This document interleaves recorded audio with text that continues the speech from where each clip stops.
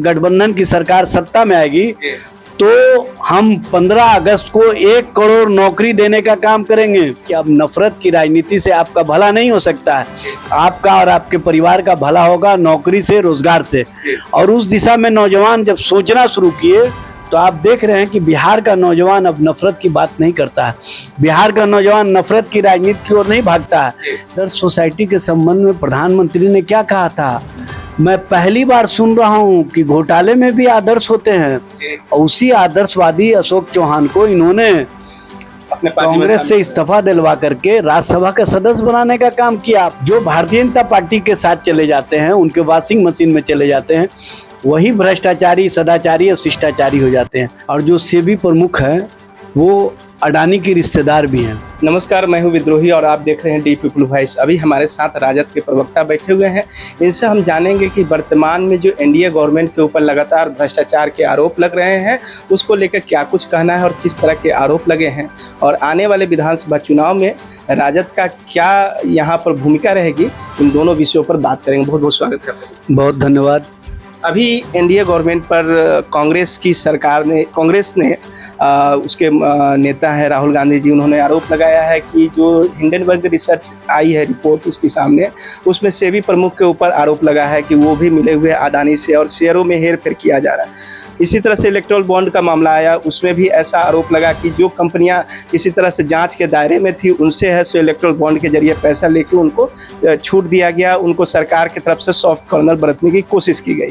तो इस तरह के लगातार भ्रष्टाचार के आरोप लग रहे हैं। भ्रष्टाचारियों को पकड़ने वाली संस्था ईडी है, उसके ही पदाधिकारी गिरफ्तार किए जा रहे हैं, लेकिन सरकार जांच कराने के लिए तैयार नहीं हो रही है, किसी भी चीज़ को जेपीसी में भेजने के लिए तैयार नहीं हो रही।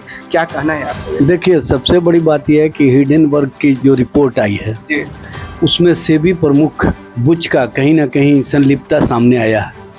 और जिस तरह से उनकी संलिप्तता स्पष्ट रूप से सामने आई है और उसके बाद सेबी इस मामले पर चुप्पी साध लिया है, यह स्पष्ट संकेत है कि किस तरह से उनको संरक्षण दिया जा रहा है। और जो सेबी प्रमुख है वो अडानी की रिश्तेदार भी हैं, और अडानी का किनसे बेहतर रिश्ता है ये सबको पता है।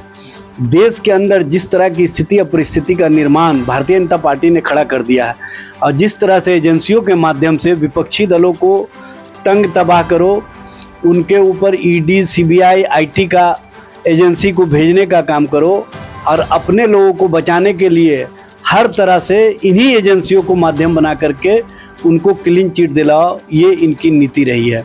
आपने देखा होगा अजीत पवार के संबंध में प्रधानमंत्री ने सार्वजनिक सभा में कहा था कि देश का सबसे भ्रष्टतम व्यक्ति, देश का सबसे भ्रष्टाचारी, इसका स्थान जेल की सलाखों में होना चाहिए। एनसीपी के संबंध में उन्होंने कहा था नेशनल करप्ट पार्टी। उसी अजीत पवार को 5 दिन के बाद महाराष्ट्र का डिप्टी सीएम बना करके उपकृत किया गया। किस कारणों से? क्योंकि वो भारतीय जनता पार्टी की राजनीति को मजबूती प्रदान करने के लिए उनके साथ चले गए। जो भारतीय जनता पार्टी के साथ चले जाते हैं, उनके वॉशिंग मशीन में चले जाते हैं, वही भ्रष्टाचारी, सदाचारी और शिष्टाचारी हो जाते हैं। और देखे होंगे कि 2-2 बार सप्लीमेंट्री चार्जशीट में अजीत पवार को क्लीन चिट दिया गया और हेमंता बिस्वा शर्मा को दिया गया। उसी तरह से आदर्श सोसाइटी घोटाले के आरोपी रहे, उनके बारे में कहा। देखिए, आदर्श सोसाइटी के संबंध में प्रधानमंत्री ने क्या कहा था, मैं पहली बार सुन रहा हूं कि घोटाले में भी आदर्श होते हैं। और उसी आदर्शवादी अशोक चौहान को इन्होंने कांग्रेस से इस्तीफा दिलवा करके राज्यसभा का सदस्य बनाने का काम किया, फिर पार्टी में शामिल कराने का काम किया। शुभेंदु अधिकारी जो टीएमसी में थे तो भ्रष्टाचारी थे, भाजपा में आ गए तो सदाचारी और शिष्टाचारी हो गए। इसी तरह से नारायण राणे, इसी तरह से छगन भुजबल, हसन मिश्रा, ना जाने कितने लोग हैं जो भारतीय जनता पार्टी के साथ जाते ही भ्रष्टाचारी, सदाचारी हो जाते हैं। इस तरह की राजनीति करने वाली भारतीय जनता पार्टी किस तरह से एजेंसियों का दुरुपयोग कर रही है, इससे समझा जा सकता है कि 95% से अधिक जो मामले हैं उसमें विपक्षी दल के नेता, कार्यकर्ता, उनके साथ वाले लोग या उनके साथ जिसका व्यक्तिगत संबंध भी है, उसको ये फंसाने का काम करते हैं। और जब ये मामले कोर्ट में जाते हैं तो टिक नहीं पाते हैं। कन्विक्शन रेट कितना है? 0.05%। इसी से समझ सकते हैं कि किस तरह की राजनीति भारतीय जनता पार्टी एजेंसियों के माध्यम से कर रही है और एजेंसियों का किस तरह से दुरुपयोग किया जा रहा है। मतलब आपका कहना है कि भाजपा कहीं ना कहीं बदले की राजनीति करती है, जो हमारे साथ नहीं है उसको जेल भेज दो और जो हमारे साथ आ गया उसको क्लीन चिट दे दिया जाए। लेकिन भाजपा के लोग तो कहते हैं कि जो खुद भ्रष्टाचारी है, भ्रष्टाचार के केस चल रहे हैं, लोग जेल जा रहे हैं, आ रहे हैं, चारा घोटाला का आरोप है, वो लोग क्या भ्रष्टाचार के विरोध में बात करेंगे? है सो वो लोग क्या कहेंगे कि भाई देश में भ्रष्टाचार हम लोगों पर आरोप लगा, जबकि हम लोग तो क्लीन चिट पा रहे हैं। देखिए, भारतीय जनता पार्टी जो परसेप्शन खड़ा करना चाहती है, अब वो परसेप्शन की राजनीति चलने वाली नहीं है। अब देश का एक एक आवाम, एक एक लोग कहना शुरू कर दिया है कि भ्रष्टाचार के मामले में दोहरा पैमाना चल रहा है। जो भाजपा के साथ वही विपक्षी दल के नेता चले आते हैं तो सदाचारी और शिष्टाचारी हो जाते हैं, और जब वही मुखर होकर के भारतीय जनता पार्टी के नीतियों का विरोध करते हैं तो भ्रष्टाचारी हो जाते हैं। और इस तरह की जो वेंडेटा पॉलिटिक्स चल रही है, बदनाम करो और राजनीतिक हिस्सा दो, ये भारतीय जनता पार्टी का जो राजनीति है उसको हर एक लोग समझ चुके हैं। ये बताने की अब आवश्यकता नहीं है। इसलिए भारतीय जनता पार्टी की जो राजनीति है वो कहीं ना कहीं जनता और जनता के द्वारा पकड़ी गई है। इसीलिए भारतीय जनता पार्टी के नेता बेचैनी में इस तरह का प्रलाप करते हैं। रोजगार का मुद्दा विभिन्न चुनावों में नहीं रहता था। तेजस्वी यादव जी ने पिछले विधानसभा चुनाव में कहा था कि हम जीतेंगे तो 10 लाख रोजगार देंगे, और वैकेंसी निकली भी उनके बस कुछ दिनों के कार्यकाल में इतनी भारी वैकेंसी निकली। और सरकार को भी कहीं ना कहीं लगने लगा है कि अगर हम रोजगार नहीं देंगे तो आने वाला विधानसभा चुनाव हमारे लिए मुश्किल हो सकता है। क्या ये राजद के लिए एक बड़ी जीत है? देखिए, राजद का मामला नहीं है, मामला है नौजवानों के भविष्य का, नौजवानों के रोजगार का, नौजवानों के परिवार को बेहतर बनाने का। और इस दिशा में जो 2014 में नरेंद्र मोदी की सरकार आई थी, उसने वादा किया था कि हर साल नौजवानों को हम 2 करोड़ नौकरी या रोजगार देंगे। दिया कितना? 10 सालों में 7,22,311। इसी समझ सकते हैं कि किस तरह की राजनीति भारतीय जनता पार्टी ने नौजवानों के साथ की। छल किया, उनको भ्रम में रखा और उनको कहीं ना कहीं नफरत की राजनीति में फंसा करके रखा, जिसको तेजस्वी जी ने सामने ला करके बताने का काम किया, नौजवानों को रास्ता दिखाने का काम किया कि अब नफरत की राजनीति से आपका भला नहीं हो सकता है, आपका और आपके परिवार का भला होगा नौकरी से, रोजगार से।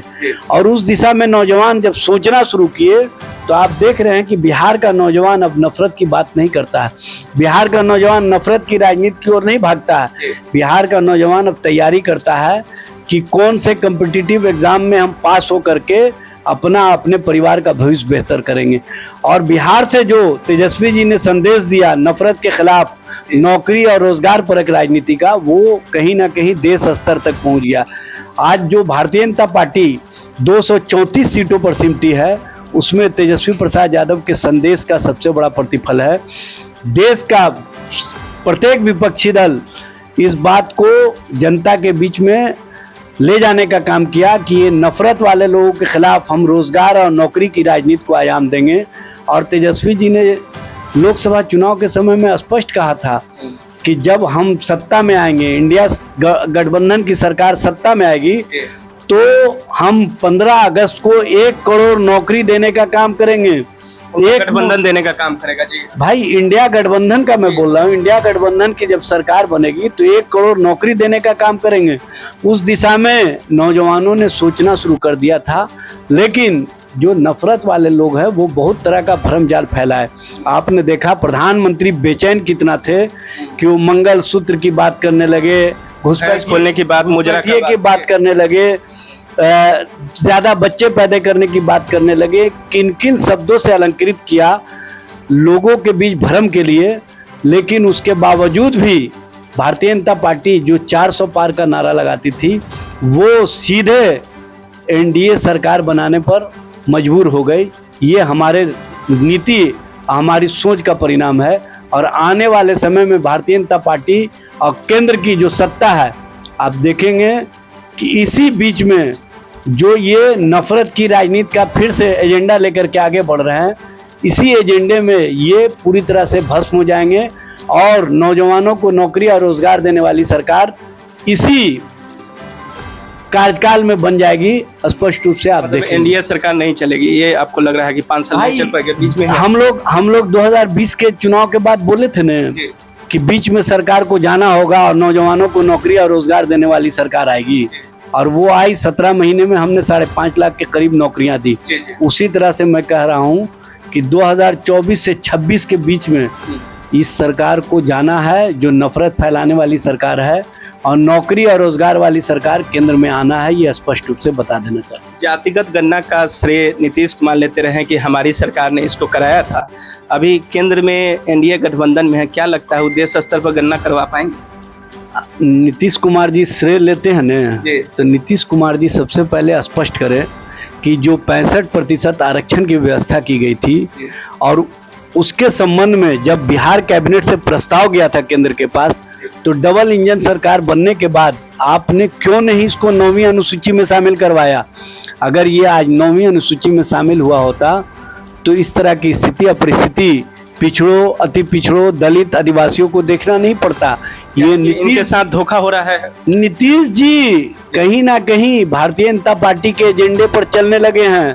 धोखा नहीं हो रहा है, बल्कि इनका विचार समाहित हो गया भाजपा में, और भाजपा के विचारों के आधार पर जो बिहार में सरकार चल रही है वो स्पष्ट रूप से दिख रहा है।